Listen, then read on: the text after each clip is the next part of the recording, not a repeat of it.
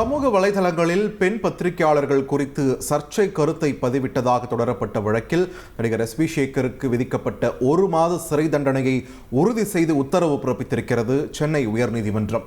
இது தொடர்பான முக்கிய செய்தியை பார்த்து வருகிறோம். கூடுதல் விவரங்களை வழங்க இணைகிறார் எமது செய்தியாளர் சுரேஷ்.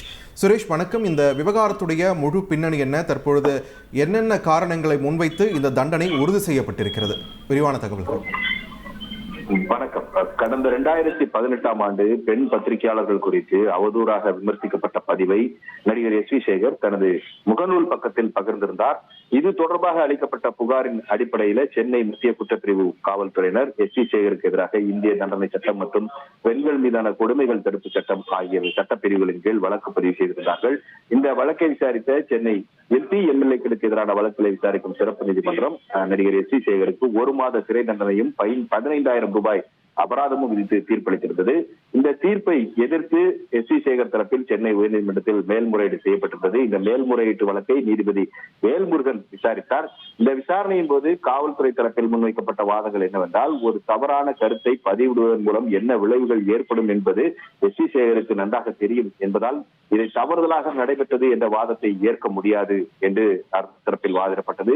இது ஒரு தனிப்பட்ட பெண்ணுக்கு எதிரானது கருத்து அல்ல, ஒட்டுமொத்த பெண் பத்திரிகையாளர்களுக்கும் பாதிப்பை ஏற்படுத்தக்கூடிய வகையில் அவருடைய பதிவானது அமைந்திருக்கிறது. அதனால் சிறப்பு நீதிமன்றம் விதித்த தண்டனையை உறுதி செய்ய வேண்டும் என்று அரசு தரப்பில் வாதிடப்பட்டது.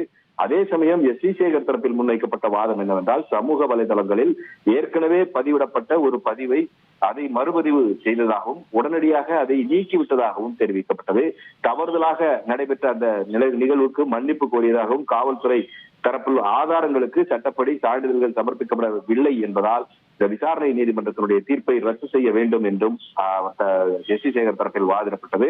அனைத்து தரப்பு வாதங்களும் முடிந்து வழக்கினுடைய தீர்ப்பை தேதி குறிப்பிடாமல் தள்ளி வைத்திருந்த நீதிபதி வேல்முருகன் இன்றைக்கு இந்த வழக்கில் தீர்ப்பளித்திருக்கிறார். அந்த தீர்ப்பில் எஸ் வி சேகருக்கு கீழமை நீதிமன்றம் விதித்த அந்த 1 மாத சிறை தண்டனையை உறுதி செய்து எஸ் வி சேகரின் மேல்முறையீட்டு வழக்கை தள்ளுபடி செய்து உத்தரவிட்டார். அப்போது எஸ் வி சேகர் தரப்பில் ஆஜரான வழக்கறிஞர் உச்சநீதிமன்றத்தில் மேல்முறையீடு செய்ய ஏதுவாக தண்டனையை நிறுத்தி வைப்பது தொடர்பான உத்தரவை பிறப்பிக்க வேண்டும், அதற்கு அவகாசம் வழங்க வேண்டும் என்ற ஒரு கோரிக்கையை முன்வைத்தார்.